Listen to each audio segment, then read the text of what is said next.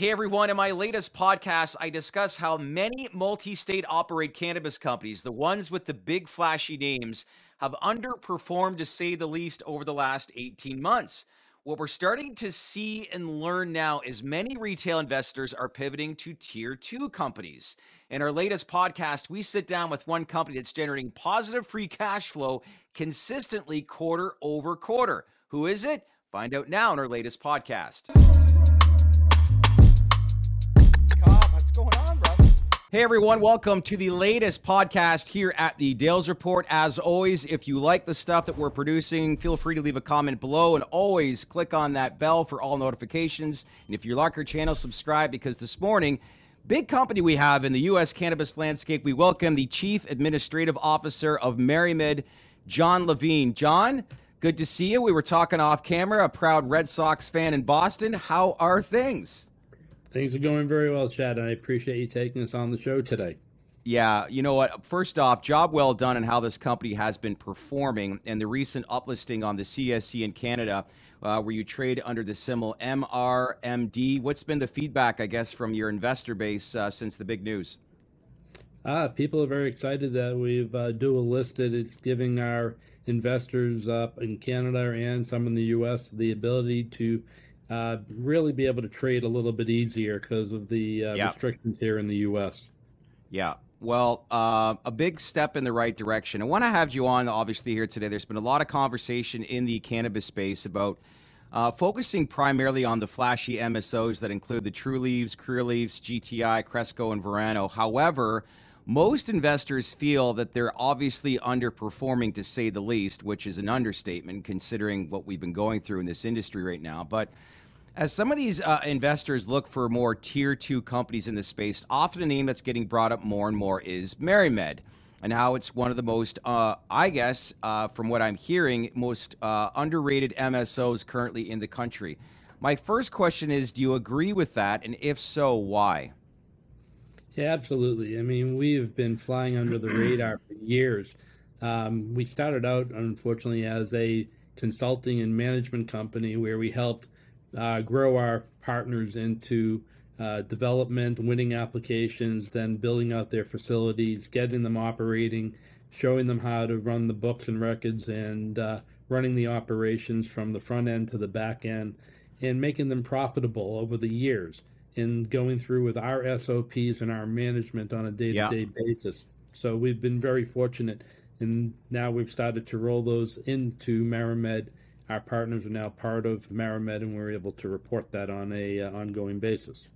Well, as I said before, a lot of people are starting to learn, not even say learn, but obviously talking more and more when we bring up tier 2 companies.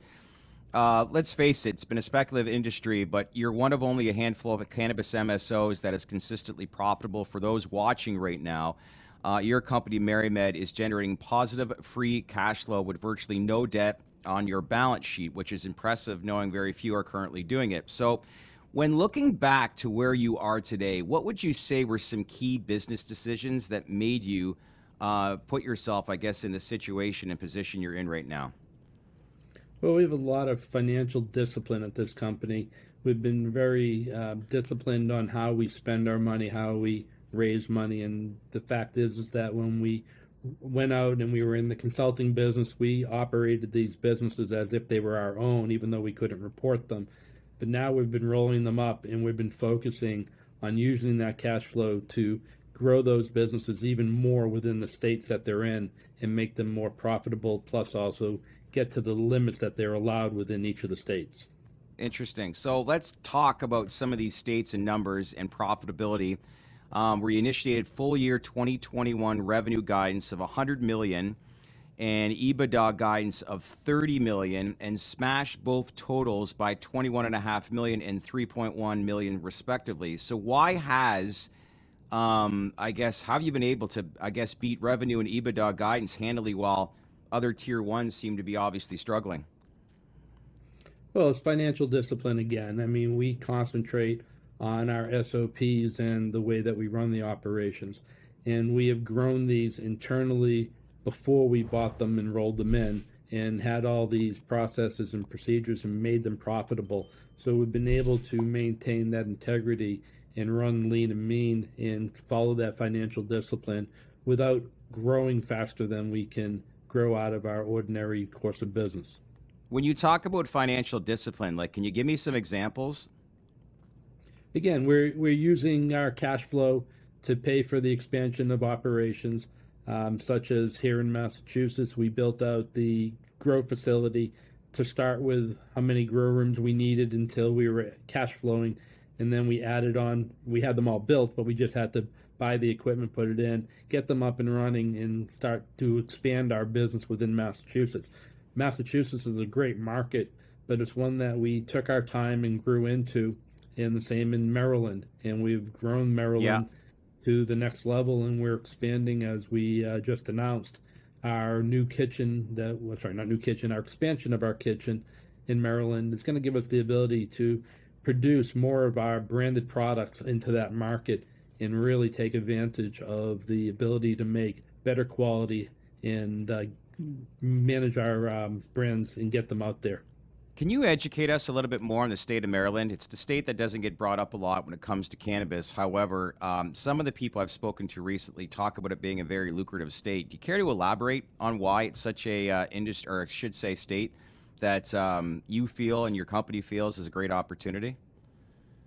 Well, I look at Maryland as a very successful medical-only state. It's one of the last medical-only states out there that is still growing rapidly in the industry, even though there is talk of them going to adult use. This has been a very well-run operation by the state in terms of the way that they oversee it, get the medicines out to the patients.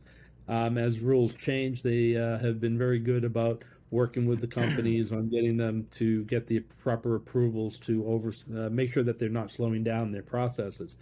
Maryland took us a while to finish that roll-up, and we're very proud and happy to say that we've completed that process, and we've just completed the expansion of our kitchen to give us more production space. And this market keeps growing there. I mean, they're adding patients on a monthly basis in the medical industry, and if they bring in adult use, this market will be an even better market. How much is it growing from a medical standpoint right now? Do you have any numbers or forecasting as to how much growth we'll see over the next 12 months? I actually don't have the growth of the patient count, but I do know that our business, now that we've expanded our kitchen, we're going to be able to add a few percentage points of in the production area, and our flower stage is still maxed out to the top level, and we're hoping to finish our expansion sometime early next year. Okay. So, as you know, a lot of companies are growing. I want to talk mergers and acquisitions, given that asset values are severely depressed. Knowing that federal regulatory reforms remains at a turtle's pace, to say the least. Some people believe that your company, MariMed, is a prime acquisition target with its strong branding, growth, and very modest multiples. So how would you best describe the company? Do you think you're more of the hunted or the hunter? We're a hunter. We're Are definitely you? in. All Our right. plan strategy is to grow our business by expanding in states that we're already in, such as in Illinois, adding in a cultivation and processing license to make us a fully vertical from the seed all the way to the sale. We've been very successful in Illinois, and we're going to grow with additional dispensaries, adding more dispensaries over the next couple of years, and the grow. So that will make us a fully vertical state. We're going to concentrate on high growth states, try to get licenses fully vertical in those states. And we want to obtain more licenses in each of our states to maximize what we've already started. We have been very successful by not rushing, and we're not trying to expand faster than we have the financial means to, but do it internally in states that we're already in, and then go into states that are growth states that are just either coming into the market or ones that are going to be going to build out with more licenses and opportunities. So when you look at growth states, some other companies I've spoken to in the past, it's like the 80-20 rule, focus on 80% of the growth states, or I should say focus on 20% of the growth states that do 80% of the business. Do you find, I look at, the Pennsylvanias of the world, obviously you're in Massachusetts, the Floridas. Are those states, I know there's some big competition already in play. Is that a strategy that comes into play when you start to expand out, or is it more about upstart states that really aren't talked or given a lot of attention right now? I mean, we're paying attention right now. East of the Mississippi is really our highlighted area. We're looking at growth states like New Jersey, New York, ones Yeah. that are already out there, either through acquisition or through an application to get a license. Those are growth states that are going to come on very fast. I mean, New Jersey is a terrific state. That state already has a lot of good things going on there, and I think there's a lot of opportunity. And we're talking to different parties, and we've also put some applications in. So we'll see which one makes the most sense for us in terms of that direction. But that's the type of growth. I mean, going into a California, that's not where we're going to concentrate on right now. That's a very tough country to go to. Well, I've spoken to Kevin O'Leary in the past, and he's talked about certain states that are great to do business in. And he's like, I don't even know if the state of California is even in business. And I think it's a lot of black market stuff out there that leaves people very confused. And I think everyone just kind of exits stage left and sidesteps entering that market with a few others, but very challenging to say the least. Very true. Yeah, you touched on Illinois. So let's look right now. You're operating in Illinois, Massachusetts, Maryland, Delaware. Am I missing anyone? There's Illinois, Massachusetts, Maryland, and Delaware, correct? That's correct. Right. We just got a license. We just got one dispensary license that we just won in Ohio that will be opening up sometime end of the year, early next year. Okay.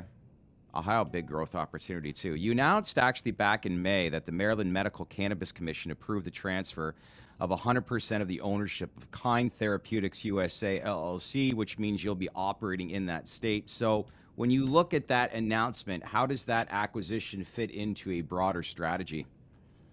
Well, that was our very first strategy, which was to take all of our customers that we helped get the license, build them out, get them into operations, was to roll them into MariMed. And we've successfully done that in Illinois, Massachusetts, and Maryland. The next one would be concentrating on will be Delaware, which at this time they're a not-for-profit state, but we'll have the opportunity once they probably bring in adult use to see if they change from a not-for-profit state to a for-profit, at which time we could also roll up the Delaware operations that has been very successful down there. Maryland, as we spoke about, is a growing market, and we're happy to be there. And I think we're going to keep expanding within that market. Yeah, well, you announced obviously earlier this week about the significant expansion in the kitchen, as you just touched on earlier, in your Hagerstown cultivation and processing facility. So let's touch on that a little bit more. Explain why you did this, and most importantly for people watching this and investors potentially in your company, why it's important. Yeah, well, we're moving with the times. The state of Maryland had changed their requirements and had to stop producing edibles in a production lab. So we had to have a kitchen built out to be able to produce any type of edible that was going to be ingested. So we had built out a beginning kitchen that got us to be able to keep our Betty's Eddies in the market, which is one of the top selling, if not the top selling taffies in that market.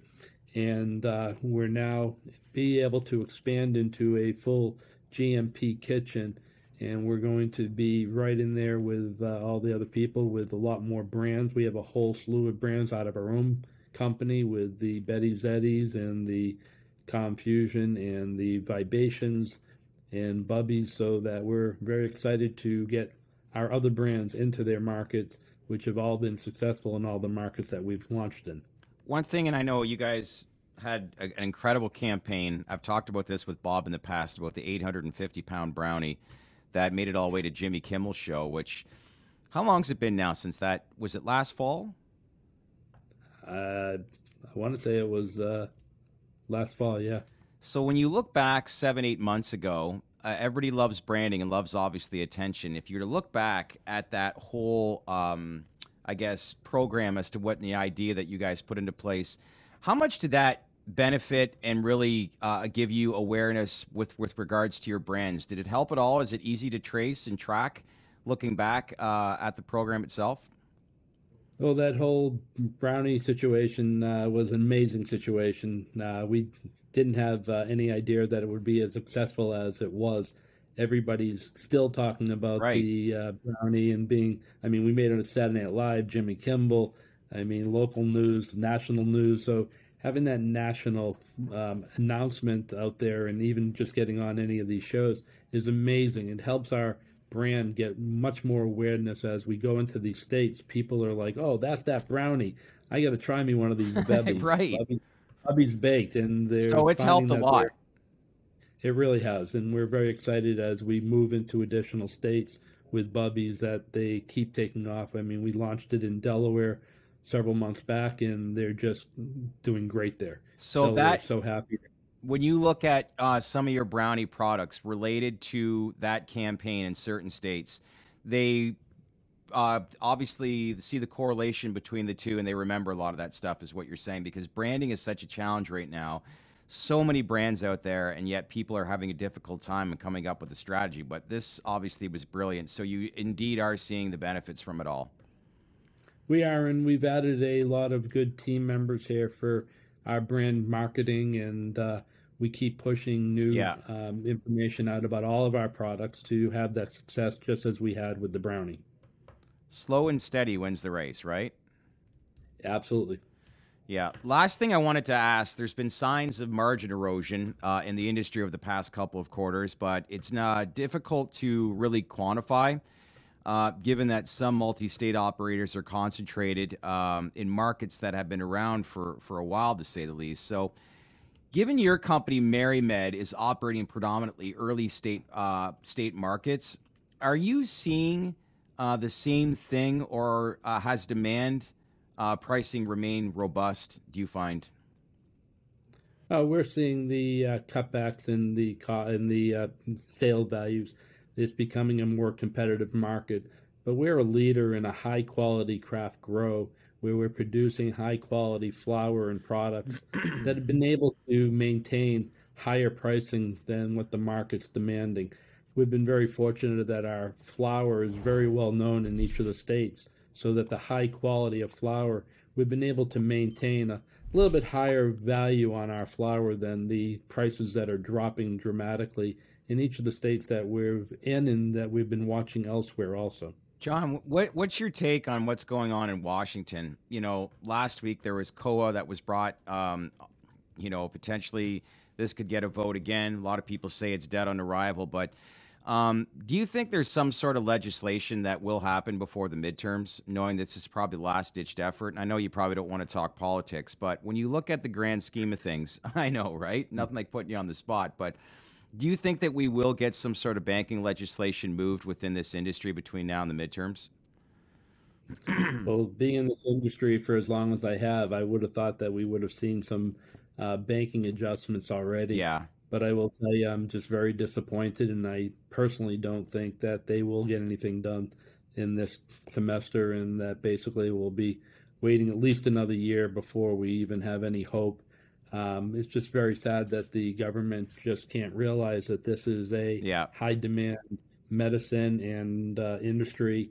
It's a very profitable industry, and I think that that is where they're just not paying attention to us enough, that they should be making those laws easier so that we can all operate in the proper sense and be able to make money for everybody Yeah. and get the people the medicines that they need on the medical side and on the recreational side, that there's people that use it for the same reason, for medical purposes, and they just don't want to get a license because they don't want to be at risk of being known for using cannabis for medical. And we've got to make this so it's fully legal throughout the Yeah. country. Incredible entry points for companies doing consistently turning profit like yours. So, if we look at forward thinking statements, where are you 12 months from now? And I know that's a long time when it comes to this industry, but if you were to sit down, forecast where you would be, and most importantly, why you think that MariMed is a great investment, what do you share, I guess, with your investor base on the growth trajectory over the next 12 months? Well, MariMed's going to keep moving forward with their four pillars. We're finishing rolling in the companies that we've managed and brought into business. We're going to expand in the states that we are, And presently, we're going to concentrate on entering new markets with high growth states, in states like New Jersey and Ohio that we're just got our license in. And then the last one is to expand our branded products such as the Bubbies and the Betty's Eddies, and get them into more states as quickly as we can so that everybody can enjoy the brownie bites of that big brownie that was all over the TVs. I got to ask, how many people put that brownie together? I don't know the exact number, but I believe on the photo it shows the majority of the team. Yeah. But it was a great project. Everybody enjoyed it, and it was a lot of fun. I appreciate it. I appreciate, obviously, the update. And you, the viewer at home, leave a comment below on what are some of the tier 2 companies that you like and what are important things that you need to obviously follow. This is obviously a company that's turning profit consistently and very much is the hunted and not the hunter, and one obviously that is a company that has growth trajectory over the next 12 months. John, appreciate your time. Let's keep in touch.